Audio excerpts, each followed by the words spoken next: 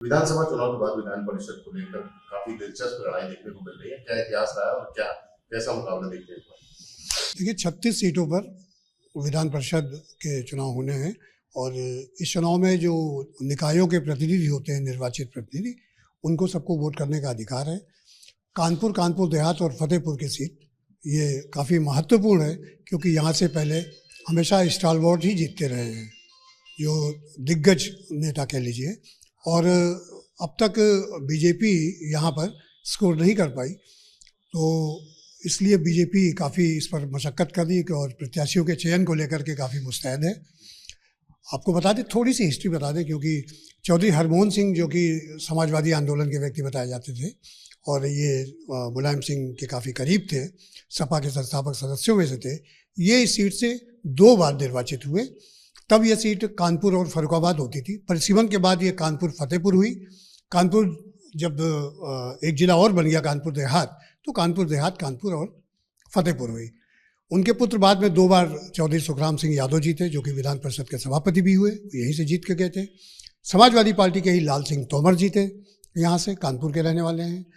इस समय दिलीप सिंह यादव, जो कि कानपुर देहात के हैं और एमएलसी हैं समाजवादी पार्टी के टिकट पर, तो उनका कार्यकाल समाप्त हो चुका है। 7 मार्च को सभी का कार्यकाल समाप्त हो गया था, क्योंकि विधानसभा की वोटिंग का वो दिन था, तो उस चक्कर में फिर नामांकन की तिथि चुनाव आयोग ने 15 तारीख कर दी। और यहाँ पर जो दावेदारी है, वो मेन जो लड़ाई है, वो समाजवादी पार्टी और भारतीय जनता पार्टी के बीच होनी, ये तो लगभग तय है।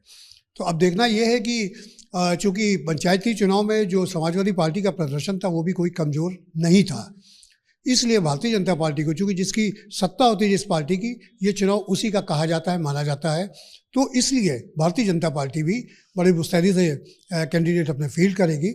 और जो 2 नाम चल रहे हैं भारतीय जनता पार्टी में काफ़ी गंभीरता से, उसमें से एक नाम जो क्षेत्रीय अध्यक्ष है मानवेंद्र सिंह, कानपुर और बुंदेलखंड क्षेत्र के अध्यक्ष हैं वो, और दूसरा नाम है वो सुखराम सिंह यादव, जो समाजवादी पार्टी के सांसद हैं, उनका पुत्र मोहित यादव, जिन्होंने भाजपा ज्वाइन की। क्योंकि निकायों पर और इस विधान परिषद की इन सीटों पर उनका जो एक वर्चस्व, एक प्रभाव रहा है, उसका इस्तेमाल भाजपा कर सकती है। तो दूसरी तरफ संगठन के बूते मानवेंद्र सिंह भी एक मजबूत प्रत्याशी के रूप में उभरे हैं।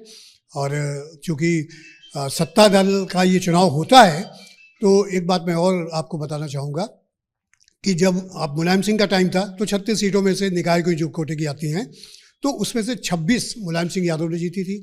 फिर मायावती का कार्यकाल आया, मायावती की मेरा ख्याल 30+ के आसपास, मतलब बहुत अच्छी परफॉर्मेंस थी। फिर अखिलेश यादव बड़ी कंफर्टेबली, मतलब 36 में से 30 के आसपास की सीटें, एग्जैक्ट फिगर मुझे याद नहीं है, लेकिन तो कहने का मतलब ये चीज़ें ऐसा प्रमाणित करती हैं कि इस चुनाव में जो सत्ता दल होता है वो बड़ा प्रभावशाली होता है।